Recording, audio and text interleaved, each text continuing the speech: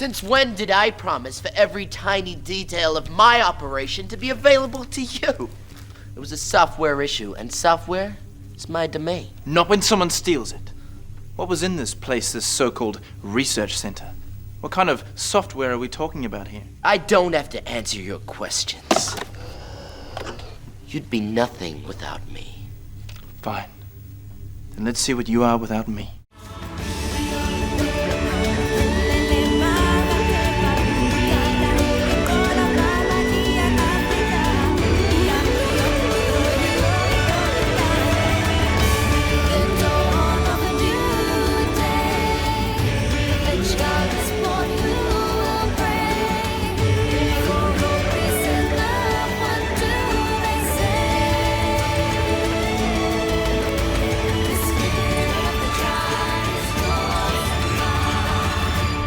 Welcome to Series 4, Episode 21 of Conversational Eagle Mountain, a podcast about the tribe.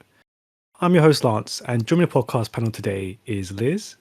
Hello, I'm here. Hi. And Sabine. Hi. With episode notes done by Matt and myself. So, Series 4, Episode 21. The screenplay was done by Andy Smith. It was directed by Costa Boats, and the episode synopsis were read out by Liz. Ram is furious at the raid on the research facility and demands punishment, while Jay feels out of the loop, and Lex says too much to the wrong person.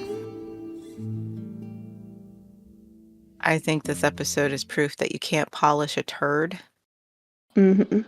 We got Costa back. We know what Costa can do, and even he couldn't save this dialogue.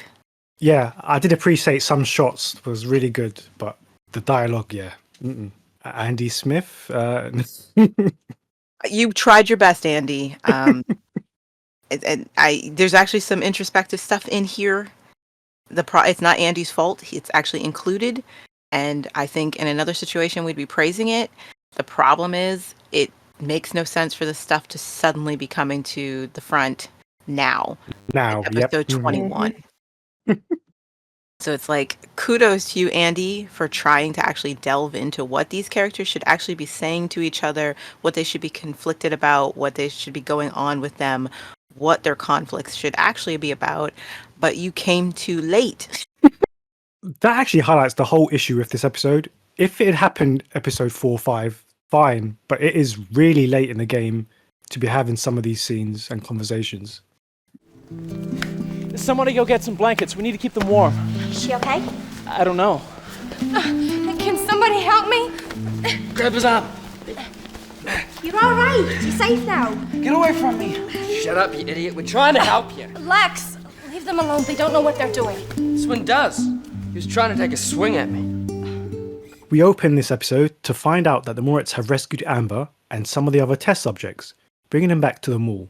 Meanwhile, a furious Ram is livid at the attempt to steal his vital test subjects, giving the command of the facility until the end of the day to retrieve them or else.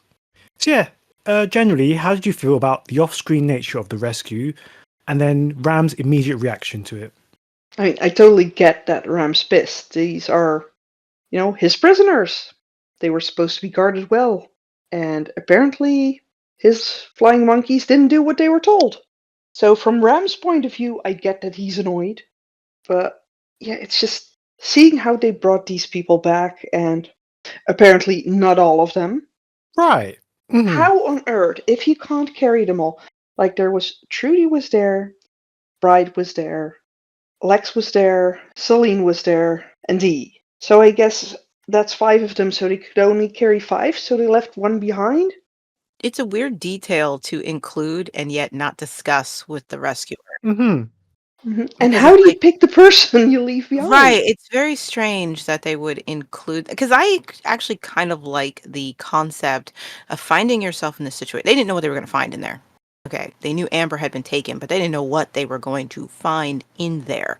I bet at their worst, they thought she might be behind bars, behind a locked door. They did not expect to find these kids hooked up to machines in a state of comatose with their eyes wide open. You know what I mean? They weren't expecting that. So if you're going to make a point of telling us that they left someone behind in that room, that's when it being off screen doesn't work. Like I on the surface, I don't mind it being off the screen. We don't need to see the rescue. We got to see their reactions. We understood the urgency, get these people out. It's fine to skip ahead to them getting them back to the mall. That's fine. But then when you add this detail that they left someone behind, we need to either see that, we need to see the conflict of how that decision was made, and we need to hear, or we have to hear the conversation in the aftermath Right. of the fact that we weren't able to save everybody because they're completely unbothered that they left somebody hooked up to these things. I was like, that's a very odd detail to add. Like, did we miss something? Was something taken out? Like, why have that in if you're not going to have any consequence or fallout from leaving someone behind? Yeah. Like, At first, at this point in time, I was actually wondering who they left behind. Like, did they come across Luke, or the Guardian for that matter, hooked up and decided, just leave that one? Maz, maybe? I mean, But- it's just something we should know. Like, who did you leave behind? Why did you leave them behind? Like, how was the decision reached? Like, I mean, there's so much conflict from just that one thing. Like, give us that. So it's weird that Ram we're told this information, and then you're like, but what? They left someone. It'd be different if if it was explained that one was left behind because he hadn't been grouped with the others. Mm-hmm. That would make perfect sense. They didn't know there was another person in the building. Like once you come across these 5 kids hooked up to the machines, searching the rest of the building goes out of your head. You found who you came for. You see all these other people in distress. You got to get them out of here. I get that priority. So if that had been mentioned, like, yeah, one was left behind because he wasn't with the others. We had him someplace else. Then fine, that's all you need to tell us. They didn't know there was another person in that building, and given the circumstances, they can be forgiven for not bothering to continue searching. But you can't just throw out, yeah, they left someone behind, because you're just picturing one person still hooked up to the machines. They're like, sorry, we only got so many arms. We're all full. Good luck, buddy. Maybe we'll come back for you or something. You know what I mean? Like, you can't just throw that in there and not give us the rebels' explanation of why that happened. Like, my mind's going all sorts of places with it. Was the person more Alice-sized, and was that why they couldn't get them out? Or, or was it just someone they really didn't like? Yeah, I mean, there's so many reasons why they could have left someone behind, but we just don't get any conflict or resolution from it. Yeah, plus, Pride and Lex claim to be big, strong men. Why on earth didn't they manage to take an extra person with them amongst themselves? Because it's totally fair that they were it's a miracle they were able to get 5 people out of there. Mm-hmm. I mean, a human body is heavy, okay? Yeah. Especially when it's uncooperative. Yeah. Exactly. They basically had to practically carry these guys out, not be seen, and get them through the city back to the mall without anybody noticing. And so it's like, I can forgive that. I'm amazed that they got as many out as they did. But you can't just throw in that they left someone and there's no discussion about it from them. And you just touched on exactly the issue with this whole scene.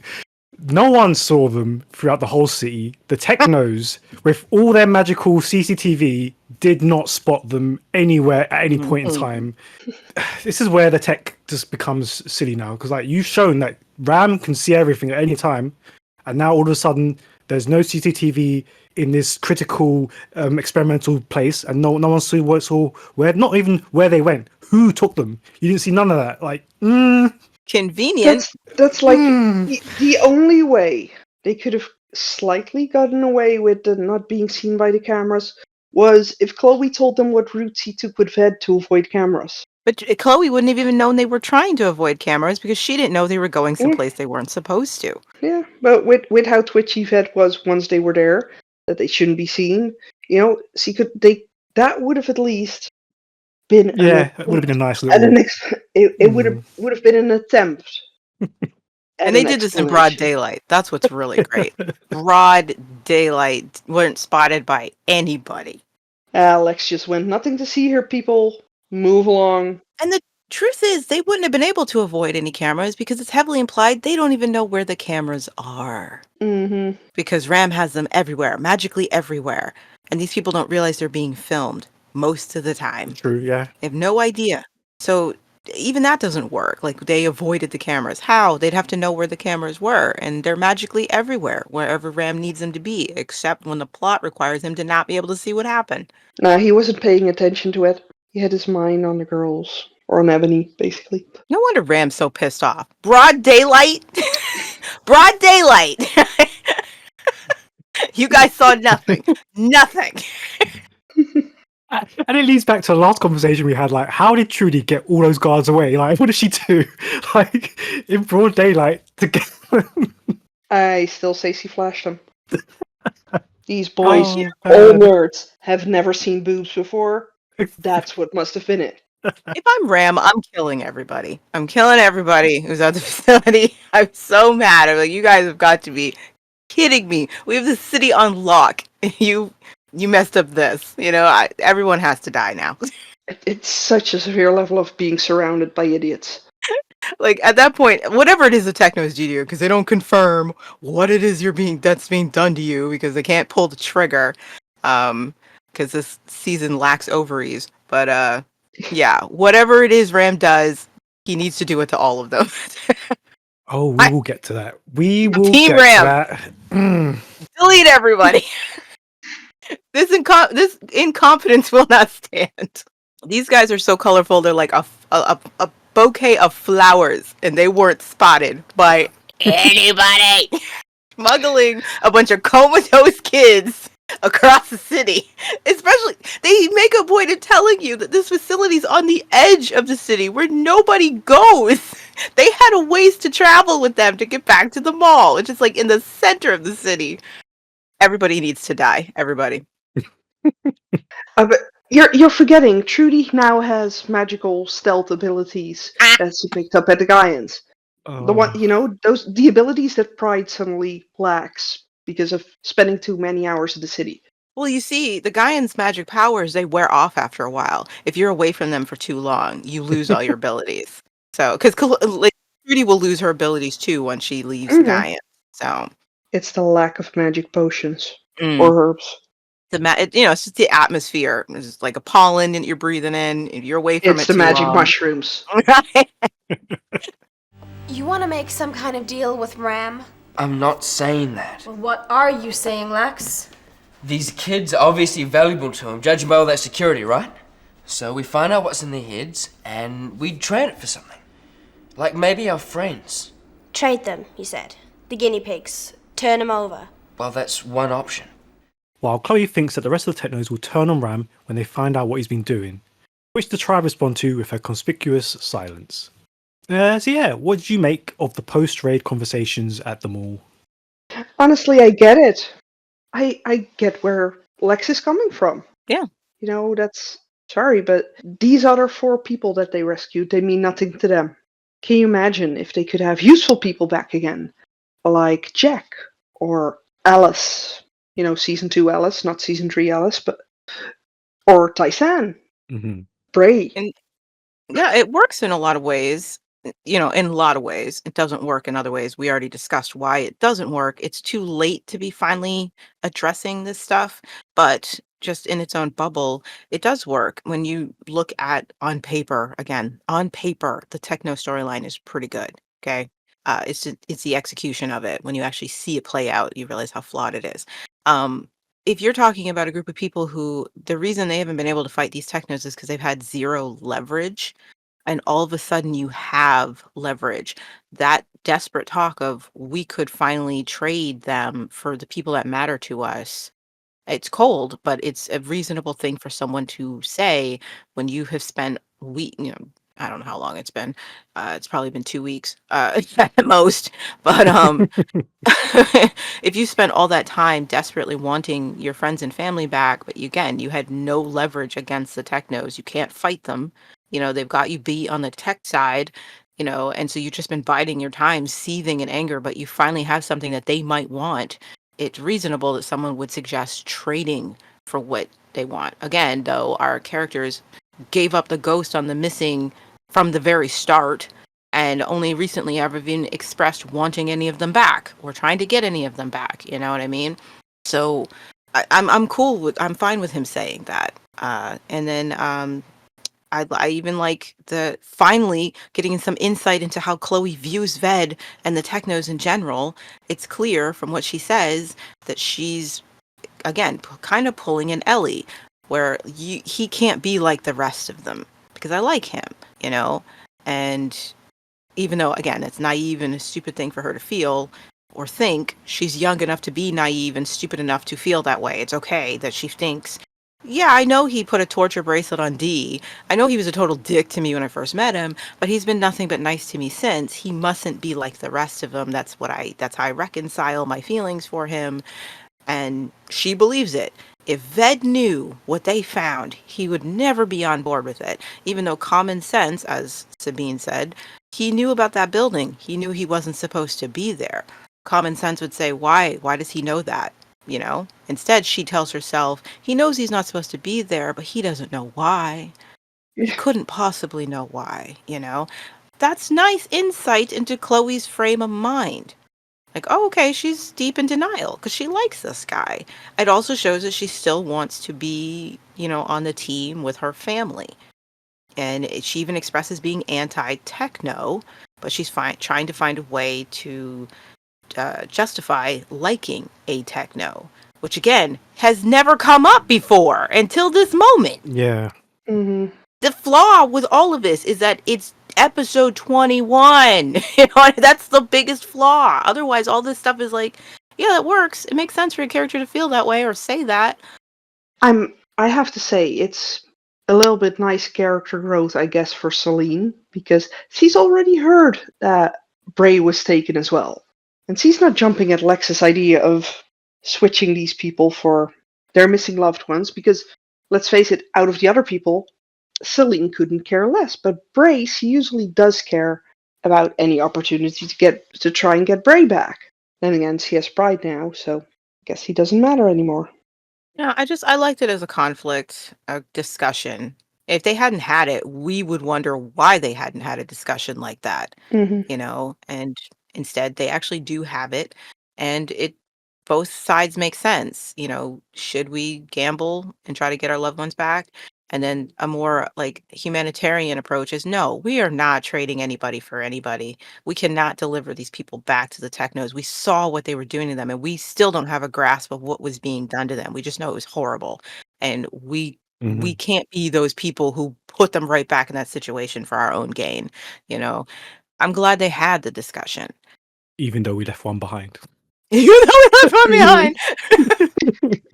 Must have been Luke or something. Someone they didn't like. Or dude, I just pray he's in another room and not hooked up in Yeah. the same room where everybody else was. On subconscious level, knows they're being rescued and is thinking, wait, where are you going? What about me? But he can't say anything. He can't do anything about it. He's just stuck in the sunken place. Like, come on, guys, don't leave me here. I hope he had no idea that this was happening. I'm sitting here thinking, what if the other person in the other room was Bray? We hardly lost any data at all. Those verts they stole were pretty well burned out anyway. If you ask me, the raiders did us a favor. It was time we took the empties to the dump. Ram, however, wants to punish the commander at the research facility and suggests that he takes their place. But when the commander asks for another form of punishment, Ram apparently kills him. So yeah, panel, how did you react to Ved's attempts to play down the situation and the outcome of Ram's anger? Because yet again, we're kind of left open-ended whether Ram actually killed someone or not. Or at least knocked him out. Yeah. Okay, this scene is interesting. Somebody wanted to clearly carry on the horror motif from the last episode, because that scene with them finding those kids is filmed like a horror movie, you know. Someone wanted to carry that on. It's directed well, but they can't save the script. And a couple of the characters didn't show up to act today, and that shows. But I'll say that Ram and Ved did a really great job. I get why Ved wants to suit Ram, though.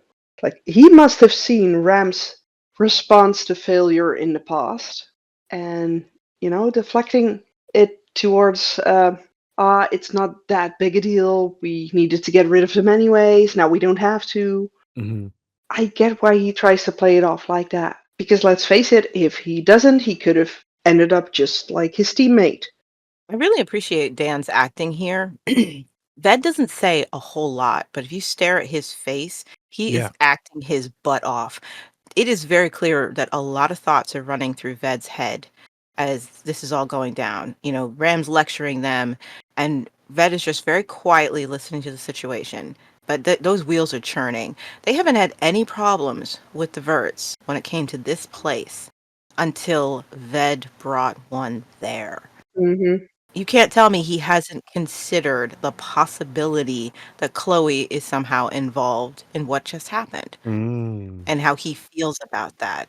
You know, Yeah. I just think he's doing a really great job conveying someone who is running the treadmill of thought of what this means, what it could be, what if the person I'm into is responsible for this, and what am I going to do about that? What if Ram finds out about that? What if he finds out you know what I mean? Just like Yeah. there's a lot going on in his face, and I think he just did a fantastic job with that.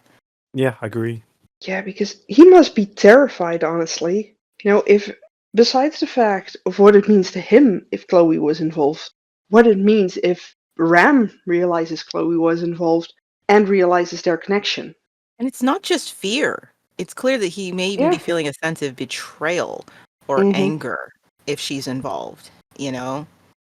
And he's being very calculated at how he is soothing Ram's feathers and redirecting his attention, you know, as he's trying to make sense of this information. He doesn't offer any ideas of how it could have happened or who might be responsible for it or anything like that. He's just trying to redirect Ram into a different direction. And I really appreciated his performance. Uh, Ram's always great. I mean, as much as I may not like the character of Ram so much, I love Tom's performance so much. So Oh yeah. Mhm. he's nailing it, having a time of his life. But there again, they were definitely trying to go for a scary vibe here. And I do think Ram comes off as unpredictably unhinged in these scenes.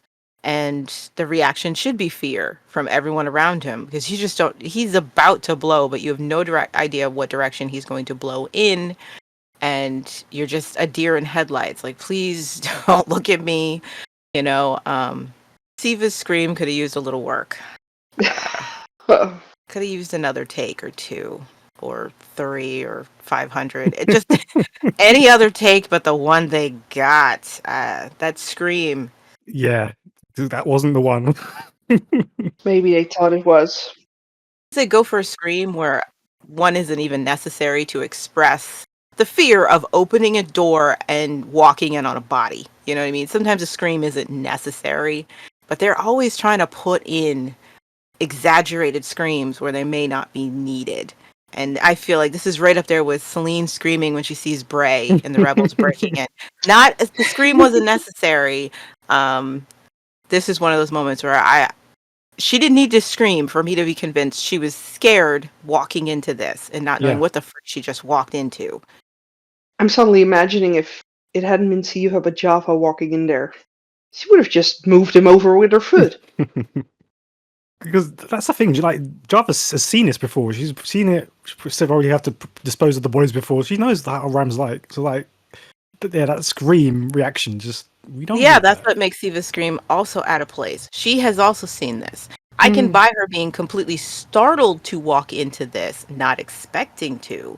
But the scream makes it seem like she's never encountered this before, doesn't know what to do with it. And it's like, come on, you have. That's the unfortunate thing about your forced marriage to this guy. You have witnessed this before. Startled today because you walked into it? Absolutely. But screaming like you can't believe this just happened? Come on, Siva. I wonder if it's more because he realizes that it's one of them that he did this to, and she's just like, okay, if he does this over betrayal like this, what else is he gonna do? Yeah, to but her? he does it to them But all the it's- time. Yeah. Yeah, he just shot the other guy for the mistake. Apparently, that was the last episode or episode before that. Like, He shot the other Yeah. guy just for Ebony's benefit, just for the lulls. You know, this poor guy didn't even do anything wrong. She knows what he'll do to one of them for any active betrayal.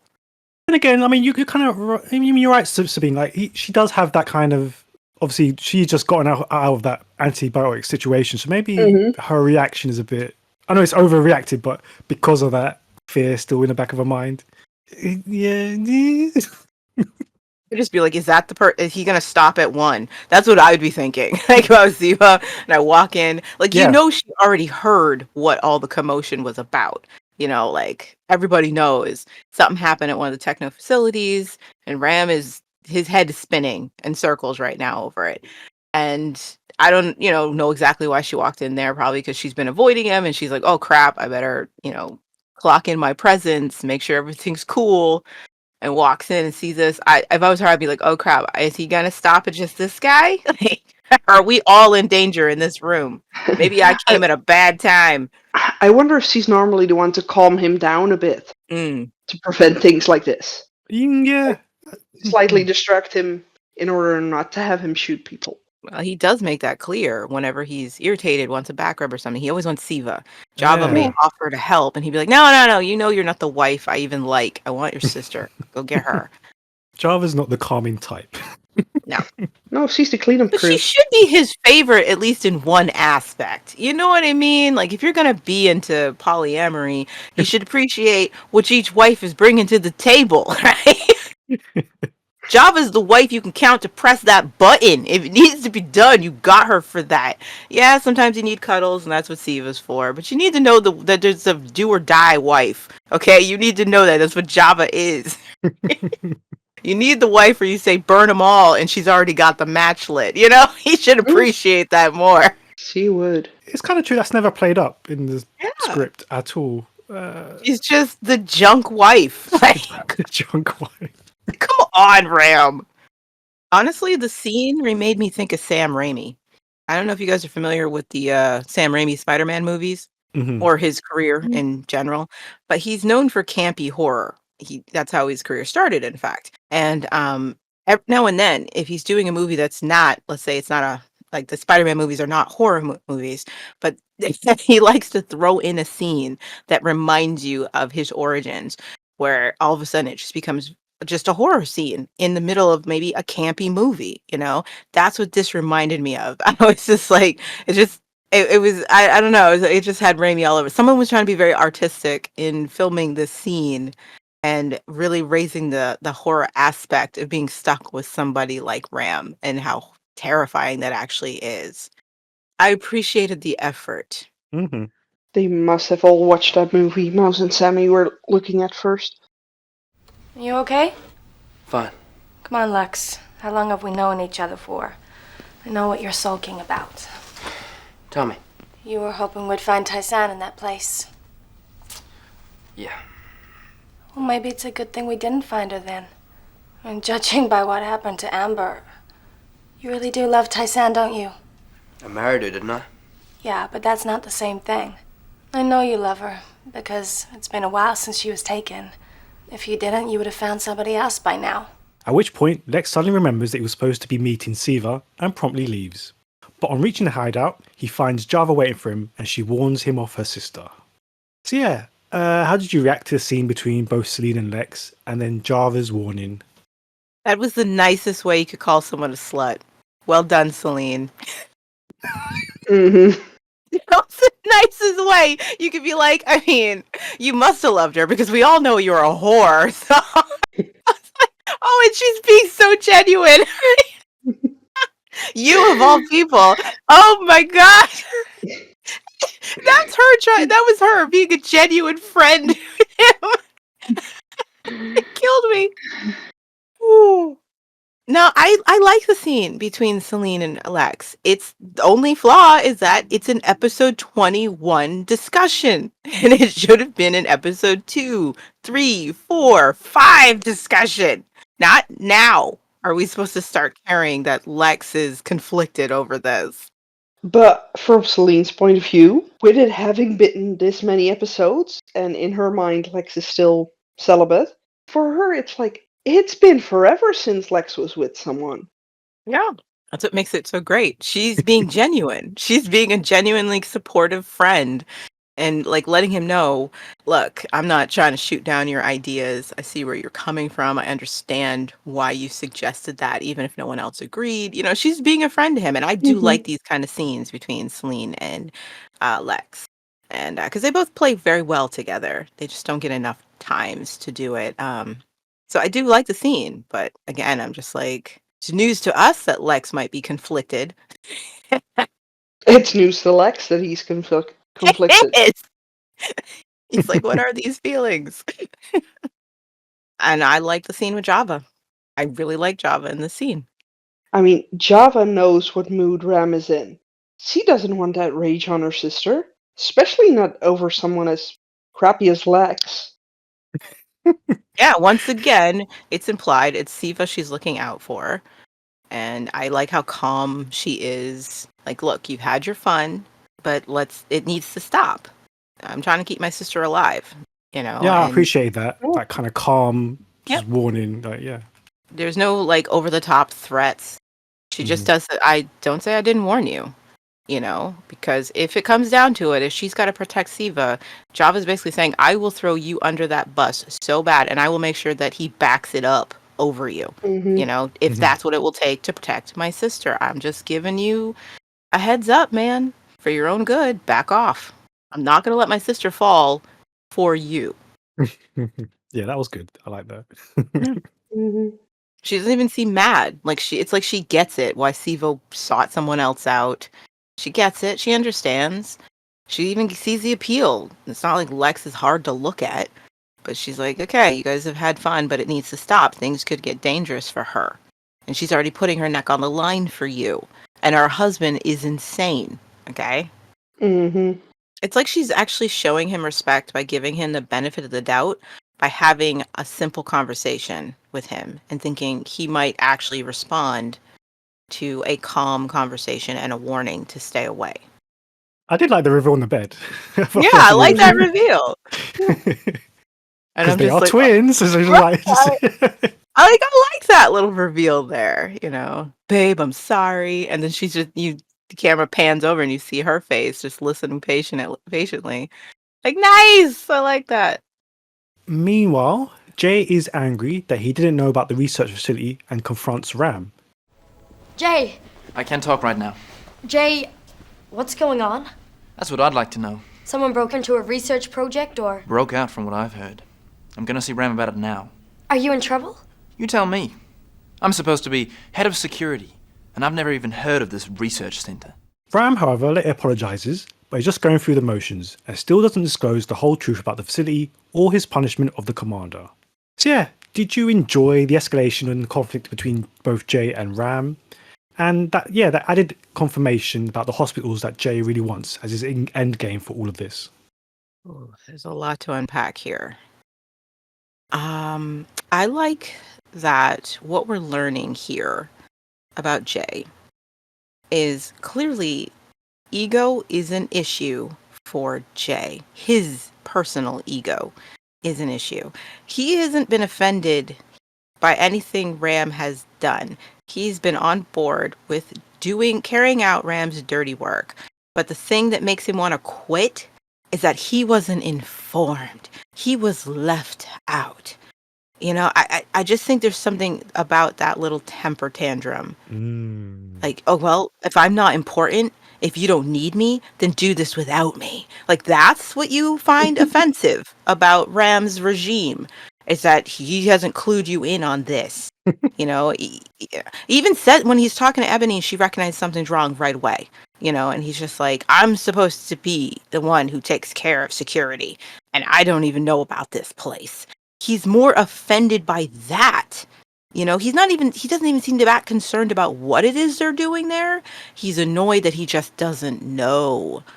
Because I get the sense that even if he knew what was going on there, he would accept it. It's like, I just think it's an important thing to learn about Jay. He is personally affronted by this slight.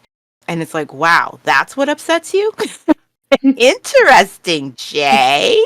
Yeah, because how dare Ram not share everything with him? He's just the hired help, remember? He's not even a techno. Yep. So I like that insight into Jay and his hubris. I like, even Ram even says it when he tells Ved, like, go find your brother. I think I offended him again. And it's like, yeah, that's exactly what it is. You offended him. You offended his ego, you know? And then I really love the scene. Again, on the surface, you feel like the scene where Ram's apologizing is supposed to be informing you about Ram, that he's manipulative and he can feign apologies that he doesn't mean, blah, blah, blah. But I feel like the scene reveals more about Jay. His ego is being catered to, his feathers are being soothed, and he's back on board. Mm. Yep. And I wonder, which again keeps bringing up the problem with the technos, if Jay is this sensitive to having his ego bruised by Ram leaving him out of things, because Ram is an offensive person. He doesn't even try not to be. How have they managed to collaborate as long as they have without bumping heads like this before? Yeah, that is a mystery. Because again, I'm going to go back to Jaffa, the Guardian, and Luke. We did get to see the progress of Jaffa before they took the city. You can understand why Luke was thrown by Jaffa's actions once they had the city. You got to see how his behavior was slowly changing, how he was changing the lore of what they believed in, on and on. And that's what was throwing Luke for a loop. This isn't the person he originally agreed to follow. But we don't get that with Ram. Ram is presented to us as this is just the way Ram has always been. There's no delusion that Jay could have fallen for to agree to work with this guy. So it's not like, oh, Ram is just bringing out a side of himself that Jay's never seen before. You know, like, so it's like it all comes down to just his ego. Not, I don't agree with his methods anymore. You clearly were fine with his methods if you were going to get what you wanted.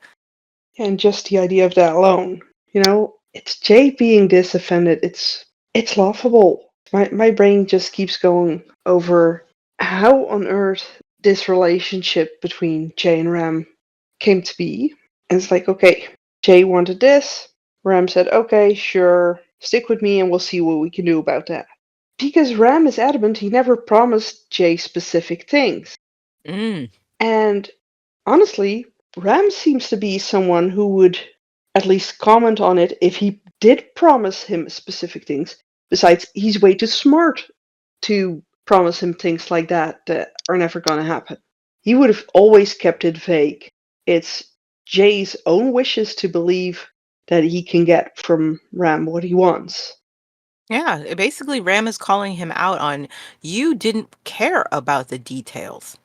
If you were going to get what I promised you, which was your hospitals, your schools, a working society, apparently, that's what's heavily implied that Jay's been chasing, you didn't care how we got it. You were still on board. So you don't get to be mad because details have been kept from you. Because I never promised to give you those details in the first place, Nope. and you were okay with that. Mhm. It's very, as the season goes on, it's clear that Jay doesn't even care about the details of what's happening to the people who get taken away. Like, he sends Ellie away with the promise he's reuniting her with Jack, which implies that he knows where Jack is, and that's where he's selling. He's sending. That's where he's Ellie. selling her? Only for when Ellie returns, it is very unclear what happened to her. But what we do know is she didn't get sent to Jack. Jack never encountered Ellie. That means Right. Jay just sent her off into the frickin' ether. Jay doesn't care about the details. Hey, maybe he said the truth. He was going to be with Jack somewhere in reality space in the game shooting each other. If you wanted to be deep about it, which is reaching, because there's not anything really deep about this season. As serious as it takes itself, it's not. You could say that Jay's relationship with Ram is like a deal with the devil, like Faust. You know, he sells his soul to get this thing he wants with very little care of what that sale of himself is actually going to cost, you know, and then basically just throws a temper tantrum about it later. He's not regretful for what he's done or his part in it. He's just pissed it was for nothing. Mhm. Wait, did you like Jay's little temper tantrum of kicking? in the middle of the street, like. Yeah, he just goes off to pout. Do this without me. And then didn't know what to do with himself. And then, yeah, it's like, okay, what do I do now? Yep. Jay keeps on being willing to prove to us that Ved is the most mature of the two brothers. Yeah, it really does come across as Ram doesn't actually need you. You're useful to him. Yes, absolutely. Appeasing you is in his best interest most of the time. But as soon as you're more of a liability than you're necessary, he's fine without you, Jay. He is. And I wonder if that's at the root of many of your insecurities, Jay. You know, spent too much of your childhood being told you were Hmm. perfect. I keep wondering, what use is Jay to Ram anyways? I mean, Ved has a clear use. He manages to fix Ram's program and everything. That he has a technical use, but what on earth is Jay good for other than being the pretty face to welcome the new city leader with? That's important, though. There's two good things that Jay brings to the table. One, he is methodical in his approach. Jay is able to focus on what needs to be taken care of and does it. And he's not a mindless monkey while he does it. And that is important. He's capable at what he does. And he's also good at, for the most part, de-escalating. For the most part. You know, a lot of these headaches that Ram doesn't want to deal with. Jay actually is good at that. And never underestimate how much a pretty face is needed for PR. You never don't crap on that. It is important having a good face for your regime. You know, there's a reason that they put the ugly people in the back of restaurants, okay? It matters. It does matter. Pretty privilege is a real thing. Jay is a great face for the technos, a very necessary great face for the technos. So he's needed in many ways. Like Ram saw what he saw and was like, oh, he's freaking perfect. He's so blinded by his needs. All I got to do is promise him, and this guy will just do what I want done to get that thing, even if what he's asking for is actually pretty freaking ludicrous. And again, it's contradictory of whether he's ever delivered on this thing. And Jay will just keep going and will do what needs to be done until he gets this elusive promise, kept. Have you talked to Salene about it? I hate Salene. And Pride. They make me sick. Why? Well, they're only a couple of years older than me, but they treat me like a little kid. I know. I mean, I know they care about me and all that. You used to hate me just as much.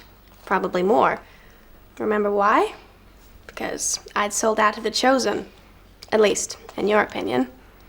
You were only doing what you had to do. So yeah, what do you think of this scene between the two of them? Chloe's part could have used more beefing up. What she's been given to say feels pretty empty and hollow. But I think Trudy handles this really well. There's no judgment. There's just a recognition of that age and understanding that, Chloe's 13. I've been there. I get it. I'm not going to talk down to her. I'm going to validate her experience. And Chloe goes on about Salene and Pride treating her like a child and not being much older than her. Trudy doesn't say anything like, yeah, but, they've known you since you were a kid. And blah. She doesn't go into that. She's not condescending. She just nods like, yeah, I get that. That sucks. that would suck, them talking to you that way or treating you that way. She creates a really nice open space for Chloe to talk and express what she's going through. Even though, again, Chloe's dialogue needed more punching up. We needed more from Chloe. Mm-hmm. But Trudy handled it really well and asked the important question, even how she handles the thing with Ved. She doesn't question whether Ved is actually a decent person, whether Chloe can actually trust him. That she doesn't go there. She just straight up asks, just ask yourself if he's worth it. Like whatever you're doing, whatever you're compromising in your life, your values, your belief system, is he worth all of that?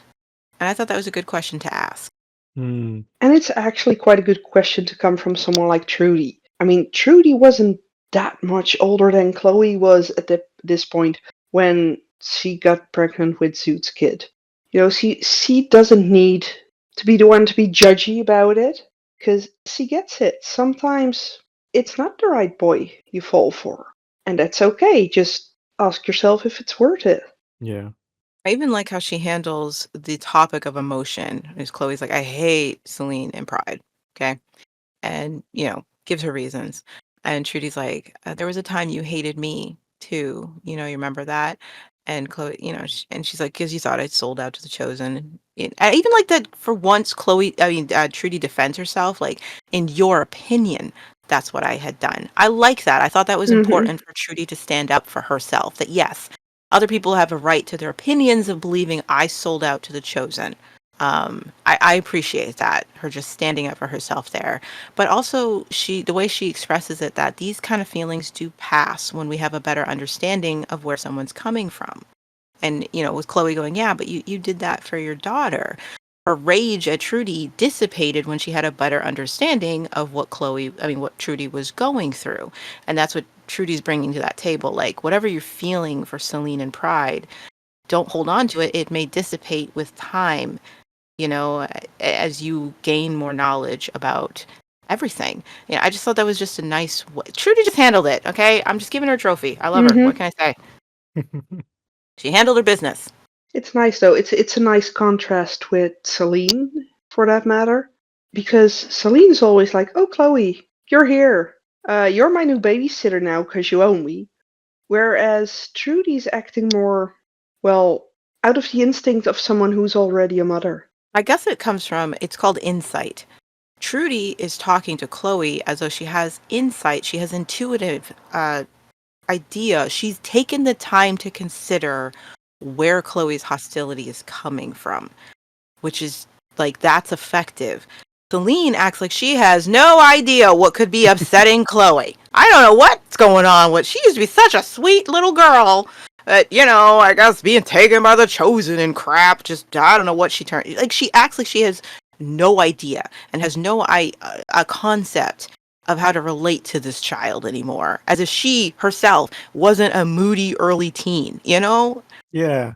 Where Trudy, she remembers being a moody early teen, going through stuff and feeling all these emotions, and takes the time to consider what Chloe might be upset about. Except that it's important to her. Whatever she's feeling, it matters to her. So let's just respect it and get on her level and meet her where she is. That's so true. I mean, the way Salene talks to Chloe, you wouldn't know that Chloe had been enslaved by the chosen, spied for her family, was betrayed by her own mother, and then got taken into captivity. And who knows what the frick? And she had to escape on her own. And her best friend got killed. Oh, yes, and her best friend's died. And their surrogate mother never even acknowledges her existence. Nope, Salene doesn't know what's wrong with Chloe. No clue. Must be that boy she's seeing. That brings us to our final thoughts of the episode. Lex calls in at the hotel, where he accidentally lets slip to Ebony about Trudy and Amber's return. You gotta tell Pride to get off your case. Him I can handle. So when Trudy starts mouthing off. Trudy's back? Look. Hang on. If Trudy's back, that means Amber and Bray can't be far behind. So yeah, quite a bit in there. How did you react to Amber's recovery? Ebony storming the mall in search of her, and the moment when the two finally come face to face. First off, clearly nobody truly supervises Mouse and Sammy ever. It's like, these kids are watching a horror movie, and they've watched quite a bit of it at this point. I know Dee thought they were going to be watching something about the wonderful world of mammals or something, but letting kids watch things unsupervised is just, it annoys me. Selene's just given up. Yeah. Get after them. She's not even ordering Chloe to watch them. All right, I'll start with Mouse, Sammy, and Amber. Aside from the comedic nature of it, they're playing this so loud, yet nobody else in the mall hears them except Amber, who's asleep. Like, that's how loud the movie is. She can hear it, but nobody else can. And I mean, that's just funny. But aside from that, I do like the psychological horror. I thought the juxtaposition was actually filmed really well. Costa did a great job. Where I also appreciated getting new horror sound effects for once. That was nice. But you got these kids watching this movie, and I even like the small detail of the fact that Mouse would have been far too young to be exposed to this sort of thing before the virus, Hmm. so she wouldn't know what she was getting herself into until it happened. I mean, when the virus happened, she was probably still on Disney and Pixar. You know what I'm saying? Like, she's just a baby, and this would be way over her head. But Sammy, being a little older than her, is like, this is exciting, all that stuff. He even says, like, have you never seen a movie before? And she's like, not like this. And like, she wouldn't have. She would have been like 3 or 4, Yeah. Thought that was a nice detail. I liked how it switches from them watching it and Mouse being afraid of it to Amber hearing it in her sleep and further reiterating that for these kids who were hooked up, this is what they were trapped in, and that how triggering hearing these sounds are. It puts on her fight or flight instinct. She has to go back into battle. I thought that was actually nicely done. And when she gets up, she's ready to fight again. She can't even tell the difference between what's real and not real. She just has to go after the threat because the threat will take her out. So I like that foreshadowing of what it actually means to be hooked up into this game of Rams. That was nice. Pretty cool. Again, someone was aiming for a horror movie aesthetic, did a pretty decent job with it. Even the way, the kids referred to her as being a zombie, because they don't know any other way to refer to these kids in their current state. And yet, when Amber gets out of bed to go after the threat, they film her like a lumbering zombie. That was a clever choice. Well done, Costa. I enjoyed that. She might as well be one for the mental state she's in, It's pretty cool. That was nice. Nice of Dee to show up just in time, scare the crap out of Mouse. I thought it was actually decently done, So there's that. I got some thoughts, but I'm still stuck on one thought. We have zombie Amber in the mall, but what did they do with the other 4 people that were hooked up? I don't know where they sent them, where they are. There's no shots of them taking care of them. That's a good question. That's a really good question. They wouldn't forgotten. Right. Where are they? Where'd they go? Are they back wandering the city while still being in the same state Amber was in? Oh man, that's awful. Where are they? It's not like they took the time to locate their original tribes. That's what I was gonna say. They don't even know where these guys came from, who they belong to. Where are they? What do they do with them? They were snatched, possibly while Amber was snatched, and she was on a hunting party for the Gaians, so nowhere near the city.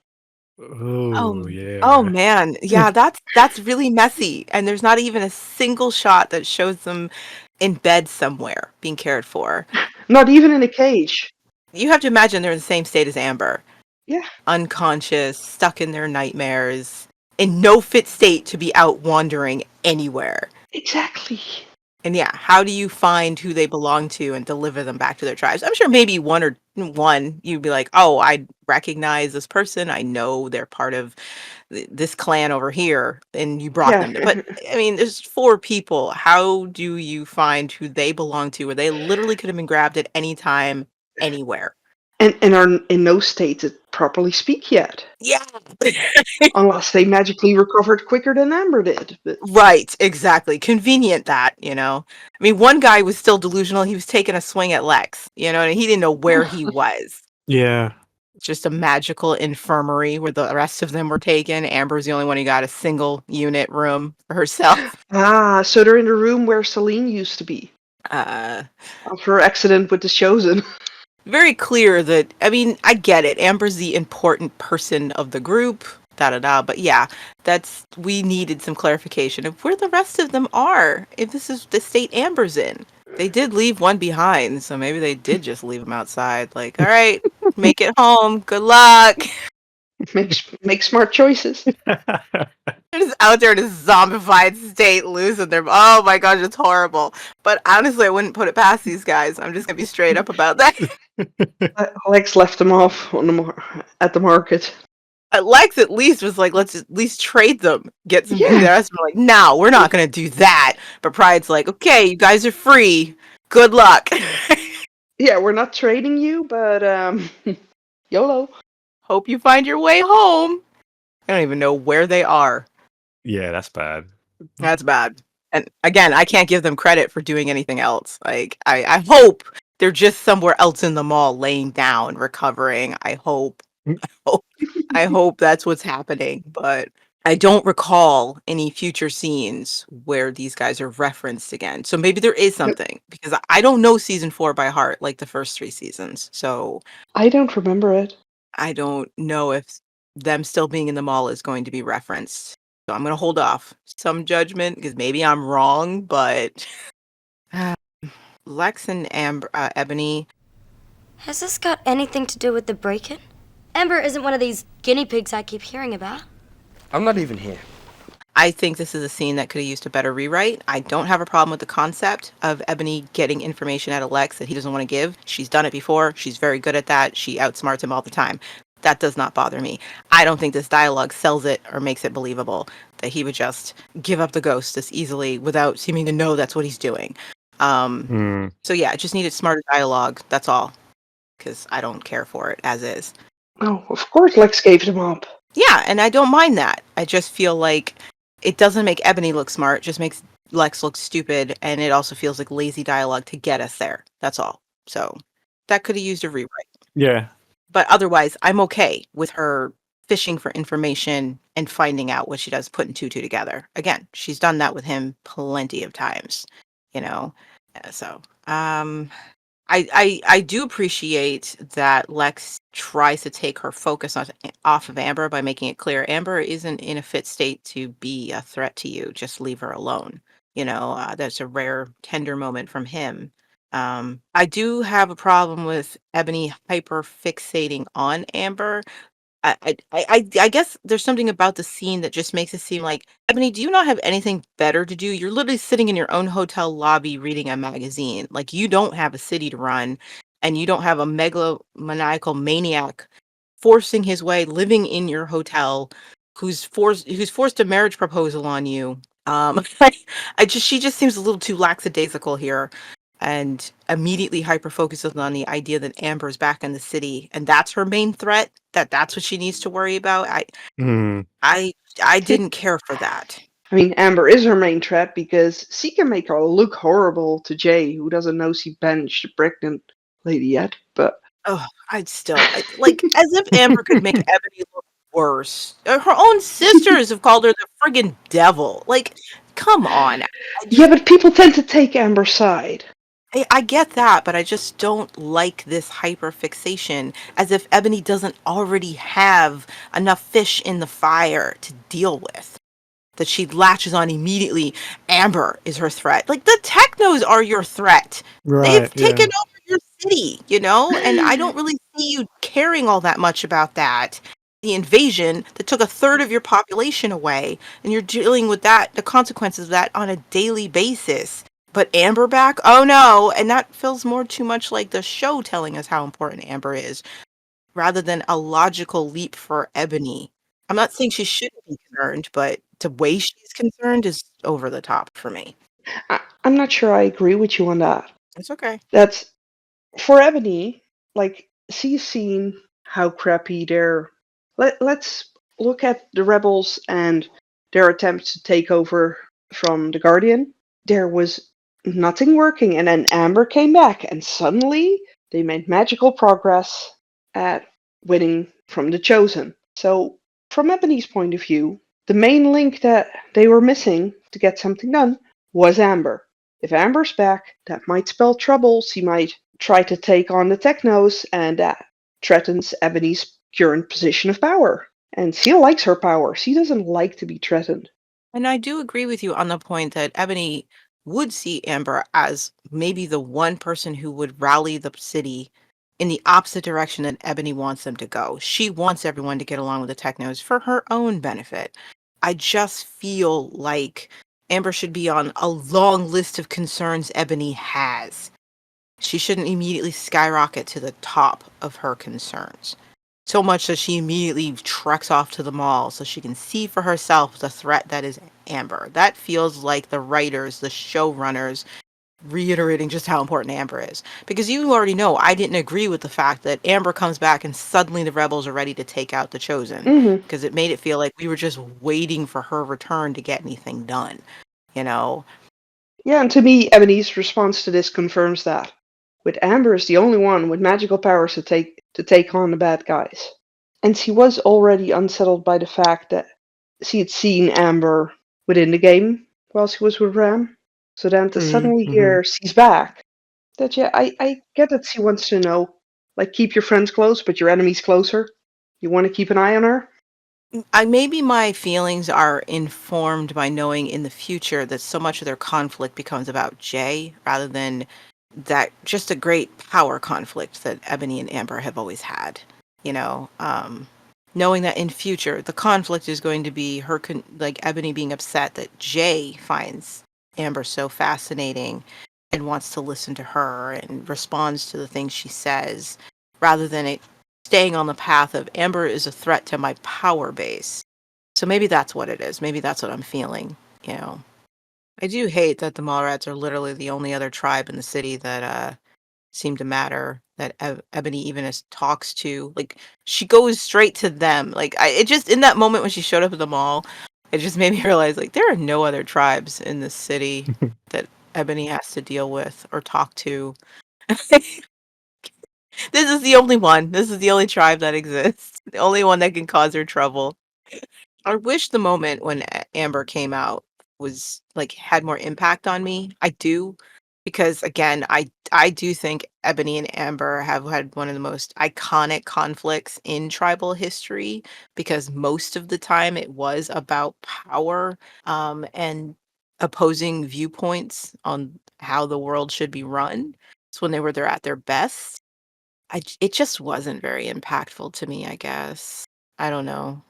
And I feel bad about that because they're both such great actresses, especially against each other. But I don't know. Something about it didn't land for me. Yeah, no, I agree. Obviously Amber's not well, but the tension between the two wasn't there at all. I didn't feel it. And there should be a lot because yeah, Amber was banished with her being pregnant with Bray, which led to Bray being taken away. Like there's stuff there, but yeah, there's no tension between the two of them. I wonder, and because at this point in time, Ebony has no clue that Bray was taken as well. She does. Lex let that slip too. Lex lets it. Because that's like the first thing she asked. She was like, if Trudy's back, then that means Bray and Amber might be, you know? Yeah. And Lex is like, no, you don't have to worry about Bray. Bray's gone. Like, tell her everything, Lex. Jeez. It's acting like this is his personal confession. Yeah, this should be a more supercharged moment, but At least when Ebony and Trudy are in the same place, there's at least a feeling of tension between those two, and well, the severe dislike. It could just be that this season, its biggest flaw is carrying the momentum from one episode to the next. Every episode's a mixed bag. Every episode has a different tone, a different feel, a different level of quality. And so I don't feel a forward momentum. There's stuff happening, but I don't feel the sort of anticipation from one episode to the next. I genuinely do not care. When I reach the end of an episode, I don't usually care what's going to happen next. I don't think they're doing a good job in the season of just carrying it forth like a wave moving forward, something of inevitability, or, you know, like you're just along for the ride and you just, oh my gosh, where are we going to crash into? I don't feel that in season 4. Like, oh, here's a decent episode and the next one could be a complete flop where nothing happens that matters. And again, the consistency of the characters' emotions and their conflicts and what they're doing about their problems, it feels different in every episode. So maybe that's it. Like, I just kind of don't care, which I apologize for. I'm sorry. I'm trying, my gentle listeners. I'm trying very hard. I kind of wish they ended it a few moments earlier for this episode, where we at least could have had the moment of Ebony kind of waiting there in the mall, stopping just before Amber comes out. Yeah. That would have given us a reason to want to watch the next bit. Right. Yeah, like, how is she gonna? Are they gonna be able to fob Ebony off? Are they gonna be able to hide the fact that Amber's there? Whatever, something. But no, Amber's better. So, I mean, kudos to her. She smelled evil and woke up. like, oh, I can't let my guard down now. Get up, girl. Time to focus. The is back. Yeah. So kudos to Amber for recognizing danger and getting the frick up. Oh, that reminds me. Sorry, I was reading the comments on YouTube, and someone mentioned that they'd read that Beth Adam was actually ill during this. She actually had a bit of the flu, which is why she kind of looks so drained, even more than she's supposed to be. So maybe that's why the scene in the meeting is a bit off. It doesn't have that feel. But, I don't know. I don't think Amber's performance is bad at all. No, and it's fitting for someone who's been through hell and back. Exactly. She's leaning into it. I would never guess that she was sick because she plays this. She's on her game. So kudos, Beth, because I would have never known you were sick. You used it. Mm. She still felt powerful as she walks into the background and says, "Hello, Ebony." You know, like, it's not anything to do with her performance not bringing any intensity. It's the script. It's the build-up to these moments that just aren't working for me. Every episode feels like a bottle episode. And bottle episodes aren't bad because they allow for a few characters to be in one place and telling more of a personal story. Maybe some conflict they got to go work through or something. But every episode can't be a bottle episode when you're telling a season-long story. But remember, they don't know where the story's going next. As they're writing Yes, true. They clearly have no idea where the frick this is going. And it feels that way. It really does feel like they just don't know. I wonder if it would have worked better if a couple of these episodes were just directed by the same person and written by the same person for several episodes in a row. Well, we did see that. But again, there's no consistency. Yeah, it is odd because they're... You'd think there would be more with the same two direct people working on them. You'd think there'd be more consistency, but there hasn't been. Yeah, because remember we used to have blocks of directors and writers, but it was still up and down each. Yep. It was odd. Yeah, this season's just been odd. Oh, and I want to say, okay, I just want to make it clear to everyone who's constantly excusing the tech. I don't talk about the tech very much because I've already expressed that I don't care for it. I didn't need it added to my show. I'm not going to spend every episode complaining about it, okay? It's the reality we're in. But this is to everyone who tries to defend it as if, it makes perfect sense. This isn't fine.